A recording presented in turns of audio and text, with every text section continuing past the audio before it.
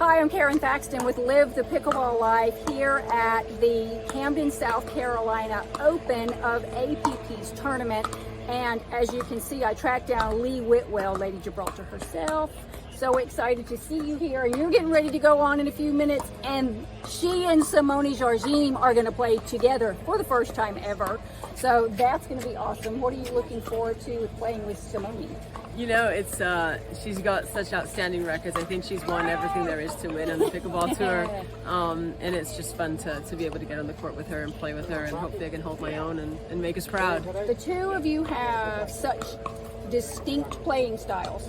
You are, I'll tell you, back up a little bit. The first time I ever saw you play was when I looked up some video footage of the MLP, where you were MVP, and I'm seeing, of course, the Ernie, Right? The famous Ernie, where one. you just flying through the air and backwards backhand, and you did a line shot yesterday that was similar to that. When and I just constantly, when I'm watching you play, the mouth falls open and two words are going, say what? But how do you think you're going to complement or contrast successfully with Simone? So I think we'll complement each other greatly. I've got a feeling, I suspect that I'm going to get picked on quite a little bit in this tournament by playing with us, by playing with her. And my goal is to set her up, get her in the point, and let her work her magic. So if I can keep her in the point and have her do a thing, I think we'll be just fine. I think you guys will be awesome. It's cool. Now, you didn't even particularly want to be involved with pickleball originally, did you? Did I hear a quote somewhere on an online interview, something about you didn't want to play your grandmother's game? 100%. I was introduced to the game by a friend of mine, and she asked me to play in a tournament with her, and of course I said yes, thinking it was tennis, and she said, no, it's not tennis, it's pickleball. I'm like, well, no, who wants to play pickleball? I mean, that's like for old people, and you know, why would I play something my grandmother would play? That's right. Well, and then here we are. And at what point did you fall in love with it? The first day I played. The first day you played? Me too. Yeah, didn't know the rules, didn't know what was going on, played in the tournament, and had the most fun I've ever had in my life. A friend of mine from church had been bugging me. This is my home court in Camden, South Carolina. We had just had those courts put in. I had no idea what pickleball was. Hated to be outside in the summer, hated to sweat, am not an athletic person, or at least I wasn't 3 years ago. Came down here for the first time so that she would leave me alone. If I play one time, will you leave me alone? And that was it. I've been coming every since. It's phenomenal. It's one of the only sports, I'm hard pressed to think of another one that is so inviting and open and able and accessible for everybody. Yes. You know, you go down to the park and 4 generations could be playing on the court together. You know, different levels playing and having fun, and I mean, hey, exactly. It's pickleball, y'all. It is pickleball. Look at that, a true Southerner. Now, you have just the littlest accent in your voice. I do. From where? I am originally from Gibraltar, which is a British colony southernmost tip of Spain. And then I've been in the States since the late 1900s, so it's gone through a couple of different metamorphoses there. Yep, that's true. Every once in a while, a few words slip in.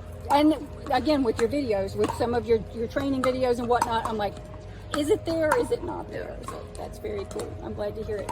Tell me a little bit about what you do to prepare for a tournament, physically, mentally. A lot of it is because the tournaments are so back-to-back, it's trying not to think about what happened in the previous tournament, especially if it didn't go so well, and focusing on what you can control. And that is, you know, I encourage anybody who's playing tournaments or even going out there and playing rec or any kind of competitive play is focus on what you can control, and that you know, those are the shots that are on your side of the court. We tend to spend so much focus on what's going on the opposite side of the court, right? And a lot of the preparation for me mentally is bringing that area of focus back into my dance space. That's what I can control. Once the ball's left my paddle, I can no longer control it, so I can't focus out there. I've got to keep focusing on here and execute my A, B's, and C's correctly. And the more consistent I am with that, so I get on the court and drill and make sure all of that is going well, then I feel way more prepared going into a tournament, having done the work. How many hours a week do you drill? About? Depends on how busy I am with work. I definitely drill a lot more than I play. Yeah. I would much rather get on the court and drill for an hour and a half, 2 hours, and you know, rather than play some rec games, because it's a lot easier to just develop bad habits and just have fun and get back into the fun of the game versus thinking, hang on, I got a tournament, I gotta get ready for it, and I gotta work these kinks out and figure this out. So that's true. Yeah, definitely would drill over play. Very true, very true. Do you do anything special nutritionally? Yeah, I open my mouth and food goes in. That's not specially. But I do it with my left hand. I mean, I try to eat correctly. When you're traveling all the time on the road, that's problematic, especially. Yeah. Anytime I get on an airplane, for some reason my brain is like, oh, vacation. Yes. And I'll consume like a week's worth of calories before I've even got on the plane. There you go. So no, a lot of it is just trying to eat correctly and understanding what your body likes and doesn't like. And even though, you know, I might like pizza at lunch probably is not the best thing, because I'll want to take a nap right afterwards, and if I'm playing a tournament it won't help. So it's just understanding your body and trying to eat the right energy foods to keep you playing all day. Awesome. I know you got to go. You got to hit the court with Simone, and I'm going to be sitting right there front and center watching you guys win.